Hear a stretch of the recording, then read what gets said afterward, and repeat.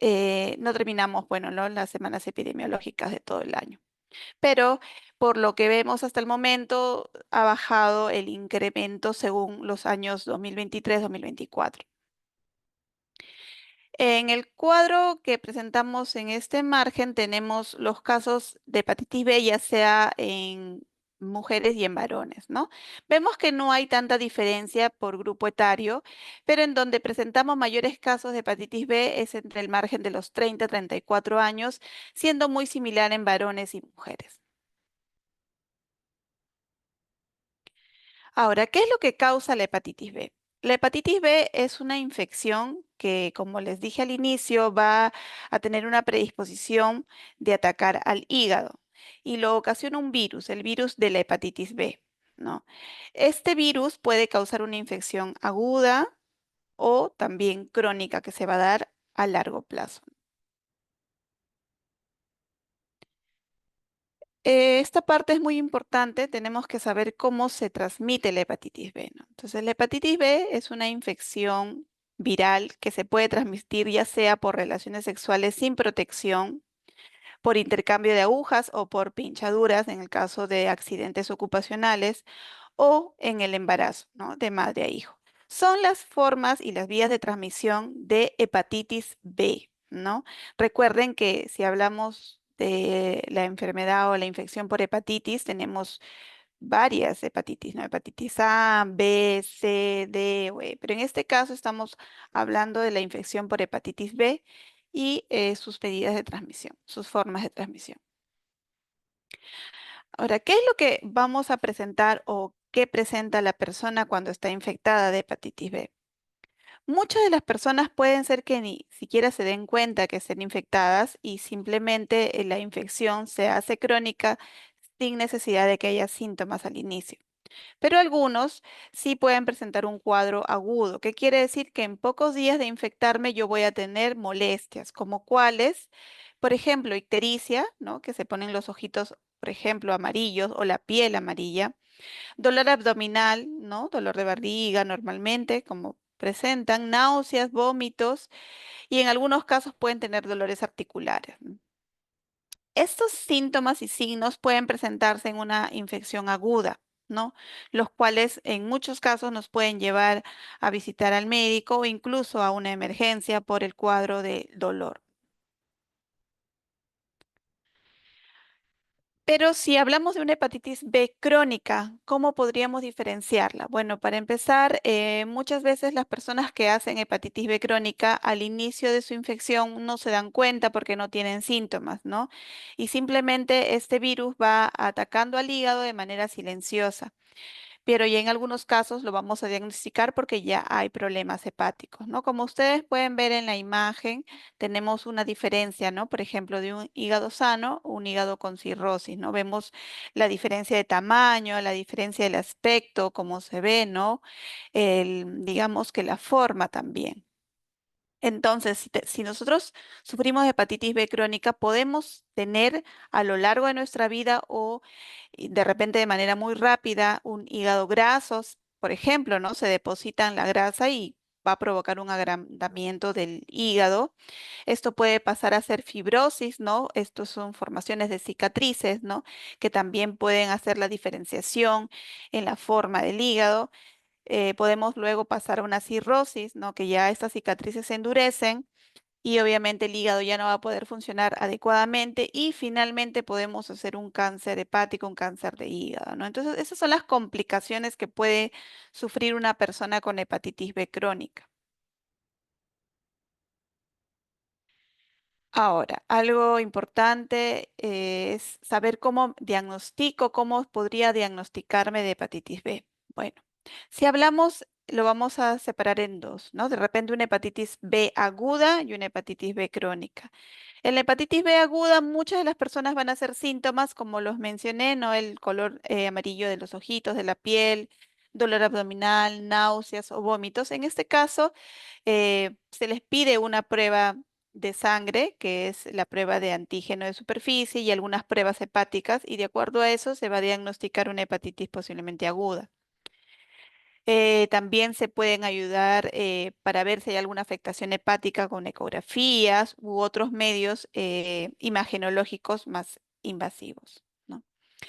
Y igualmente, tenemos que la hepatitis B crónica podríamos también diagnosticarla con exámenes de sangre, ¿no? Exámenes que se pueden pedir de rutina en algunos casos y también exámenes que se piden, por ejemplo, ¿no? Cuando alguien se va a operar, va a tener alguna intervención quirúrgica, también les piden exámenes de hepatitis B y otros, ¿no? Personas que, o mujeres en el estado de gestación, embarazadas, también les van a pedir sus controles, ¿no? Entonces allí ya se puede ir diagnosticando. Ahora, ¿tiene tratamiento o no la hepatitis B? La hepatitis B aguda como tal, no tenemos al momento ningún medicamento que pueda, digamos, eh, terminar con esta infección, ¿no? Lo que se da es tratamiento sintomático, quiere decir que damos algunas medicinas para que mejore las náuseas o se evite o ya no tengamos tantos vómitos o dolor abdominal, ¿no? Ya sean analgésicos, hidratación, para eso, ¿no? En este caso. Pero si ya tenemos una hepatitis B crónica, o sea, quiere decir que durante un buen tiempo ya tenemos algunos marcadores positivos, no necesariamente con afectación del hígado, o sí, sí hay algunos antivirales que se les puede dar de manera permanente o para toda la vida para evitar que, o sea, cuando nosotros damos ese tratamiento con esos antivirales, evitamos que podamos retrasar el avance de la cirrosis, o sea, podamos prolongar que este hígado esté sano. También podemos reducir el número de casos de cáncer de hígado, ¿no? Y obviamente mejorar la supervivencia a largo plazo. Por eso es importante que si una persona está diagnosticada con hepatitis B crónica, visite a su médico especialista y determine si le va a iniciar tratamiento para evitar lo que acabo de mencionar, ¿no? Entonces, para que no haya una equivocación o por ahí podamos tener dudas, la aguda es algo de pocos días, de repente yo me infecto y en una semana ya comienzo con este dolor abdominal. Para esas molestias solo se da tratamiento sintomático y esperamos que el mismo cuerpo pueda limitar la enfermedad y no hacer una hepatitis crónica. Pero si pasamos a tener una hepatitis crónica, eso se va a ver con el tiempo, un aproximado de 6 meses en adelante, y de acuerdo al médico especialista se le iniciará tratamiento para evitar lo que acabo de mencionar, ya sea de la cirrosis, cáncer de hígado. Entonces, una de las partes más importantes de toda enfermedad, infección, es si la podemos prevenir o no. Y una de las prevenciones principales es la vacunación. Y esta infección, esta enfermedad sí tiene una vacuna que lo pueda prevenir. Menos mal, dentro del calendario de vacunas a nivel nacional, los bebés ni bien nacen, se le coloca una vacuna contra la hepatitis B lo más antes posible desde el inicio, desde el parto, ¿no? Pero también luego se les pone sus vacunas a los 2, 4 y 6 meses de hepatitis B, ¿no? Que están incluidas en el calendario de vacunación. Posteriormente, ya cuando está en una etapa pasado la niñez, adolescencia y adultez, pueden recibir sus vacunas ya de una, dos y posiblemente una tercera dosis de refuerzo, ¿no? Que es lo ideal en una persona de repente adolescente, adulta, ¿no? Entonces quiere decir que nosotros ya en la adultez o en la juventud o en la adolescencia vamos a recibir nuevamente nuestras vacunas, que son 2 dosis y una más extra de refuerzo, ¿no? Que ya nos va a proteger durante por lo menos 20 años, incluso se dice que de por vida, ¿no? Entonces, si tenemos estos 3 refuerzos de la vacuna en nuestra vida, ya estamos protegidos. Y por más que nos hayamos expuesto a hepatitis B, ya sea por pinchadura u otra manera, como les he venido mencionando, no nos vamos a contagiar porque estamos con la vacuna. Entonces, igual adicional a eso, hay que tener en cuenta otras medidas, como por ejemplo las relaciones sexuales seguras, utilizando preservativo o en todo caso reducción del número de parejas sexuales, pero al igual utilizando el preservativo. Evitar compartir agujas o en el caso de em, de tatuajes, ¿no? Evitar o tener la adecuada idea de cómo vamos a utilizar o de qué productos se están utilizando y si son productos, sobre todo las agujas nuevas, no reusables, ¿no? En el caso del personal de salud que está expuesto por pinchaduras u accidentes laborales, se exige que tengan sus vacunas de refuerzo, ¿no? Para poder laborar. Lavarse bien las manos, como toda patología infecciosa, con bastante agua y jabón, si es que se ha expuesto a algunos fluidos como sangre o algunos líquidos orgánicos o en general, ¿no? Y finalmente, vacunarse contra la hepatitis B. En general, toda la población tiene que estar vacunada y más aún si tiene algunos factores de riesgo, como he mencionado, ¿no? Entonces, ¿se puede prevenir? Sí, con la vacuna y obviamente teniendo medidas generales, tanto como medidas de higiene sexual, medidas de higiene generalizadas como lavado de manos, ¿no? Y obviamente el cuidado que se tiene cuando uno está expuesto o trabaja con agujas, con personas pacientes. Bueno, entonces, hasta aquí he hablado acerca de la infección por hepatitis B. Hemos hecho un enfoque general para que podamos nosotros entender cómo nos podemos infectar, qué causa esta enfermedad y cómo la podemos prevenir. Si hubiera alguna pregunta, este sería el momento de poder formularla, por favor.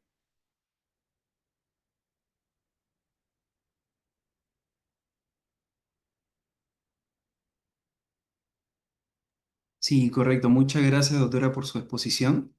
Tenemos algunas preguntas. Eh, Considerando que la mayoría de personas no presentan síntomas tras infectarse, ¿cuáles serían los criterios clínicos o epidemiológicos más importantes para sospechar la enfermedad en pacientes asintomáticos? Bueno, para empezar, como tenemos el calendario de vacunas y en ese está incluido la vacuna por hepatitis B, tenemos que asegurarnos que toda persona esté vacunada. De lo contrario, eh, si es que viene, por ejemplo, de una zona endémica de hepatitis B, ¿no? Como ya hemos visto en los cuadros, se le puede pedir un marcador, ¿no? Que es una prueba de anticuerpos para ver si necesita o no un refuerzo, ¿no? Al igual, si hay antecedentes familiares, ¿no? También se le pide ya pruebas y exámenes como el antígeno de superficie, que es una prueba accesible, rápida, que está disponible en diferentes centros, incluso centros de salud, no solo en hospitales, y con eso podríamos ya iniciar o tener una idea de si hay una infección crónica o no.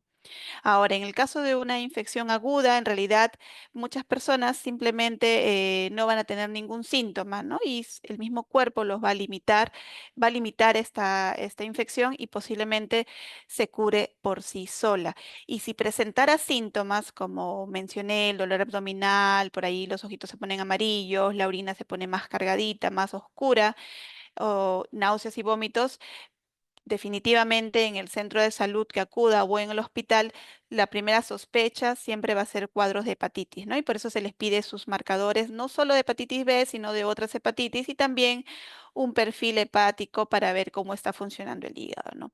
Ahora, en general, una persona que nunca haya visitado un hospital, que normalmente no se enferme, ¿no? Si es que es mujer, ¿no? En algún momento y tiene alguna gestación, se le va a pedir sí o sí el marcador de hepatitis B. Si es varón o en otras etapas de la vida o simplemente no hay gestación, se puede hacer sus exámenes anuales de descarte del antígeno de superficie. Como les digo, está disponible no solo en hospitales, sino incluso en centros de salud, en el área de ITS o infectología, siempre puede haber opción de poder de tomar una vez al año, ¿no? Correcto, doctora. Acá nos indican, relacionado a lo que mencionó sobre la fibrosis y cirrosis, ¿Existe algún tratamiento o intervención temprana para frenar ese daño hepático irreversible? Bueno, cuando esta afectación es por hepatitis B, tenemos que sí o sí iniciar el tratamiento. ¿Por qué? Porque el tratamiento va a prevenir de que esta afectación sea más, digamos, lleguemos a una enfermedad terminal como una neoplasia hepática, ¿no? O sea, va a prolongar que se dé estas afecciones. Por lo tanto, la única forma de una persona que ya tiene hepatitis B crónica es iniciando el tratamiento en la mayoría de los casos. Va a haber algunos casos aislados que de repente tenga el diagnóstico de hepatitis B crónica, pero aún esté sin tratamiento porque de repente vemos el hígado está funcionando bien, no hay ninguna afectación, ¿no? Pero en el caso ya de fibrosis o cirrosis, la única manera de frenar que esta infección siga avanzando es suprimiendo la carga viral del virus. ¿Y cómo lo vamos a suprimir? Con la medicación, ¿no? Los antivirales. Y obviamente, si es que ya hay un cuadro de cirrosis, va a haber un manejo conjunto, tanto del infectólogo como el gastroenterólogo, para el manejo de la cirrosis. Muchas gracias, doctora. Nos preguntan, la última pregunta, ¿por qué algunas personas con hepatitis B desarrollan cirrosis o cáncer de hígado y otras no? Bueno, gracias por su pregunta. En realidad tiene que ver algunos factores, ¿no? También tiene que ver si es que la hepatitis B fue adquirida de madre a hijo, o sea, desde el nacimiento. Se dice que las personas que tienen la infección desde el nacimiento pueden llegar a ser mucho más rápido cirrosis, incluso neoplasias hepáticas. U otro también tiene que haber si es que hay una coinfección con otras infecciones. Por ejemplo, si un paciente, aparte de la hepatitis B, tiene VIH, posiblemente agrave más la situación a nivel hepático, ¿no? Si hay otra comorbilidad, como por ejemplo una neoplasia y va a recibir quimioterapia, esta persona posiblemente, como va a estar suprimida sus defensas, también haya una afectación mucho más rápido, ¿no? En personas de repente que no tienen ninguna otra enfermedad y que de repente se contagiaron hepatitis B por alguna, ya sea alguna pareja que les transmitió o en otro episodio de la vida, se les hace sus controles anuales, ¿no? No hay un estudio que nos indique tales personas sí o sí van a tener cáncer, ¿no? O van a tener cirrosis. Eso se va a dar conforme cómo va su estilo de vida, la alimentación, otras enfermedades como le mencioné y sus controles, ¿no? También es muy importante saber la edad del paciente porque mientras mayor sea, hay posibilidad de que la cirrosis se pueda presentar, ¿no? Y también los antecedentes familiares es muy importante, como les digo. Si ya hay antecedentes de hepatitis B o simplemente cirrosis y aún no saben si han tenido hepatitis B o no, posiblemente esta persona también va a llegar a tener cirrosis y es por eso que iniciamos tratamiento.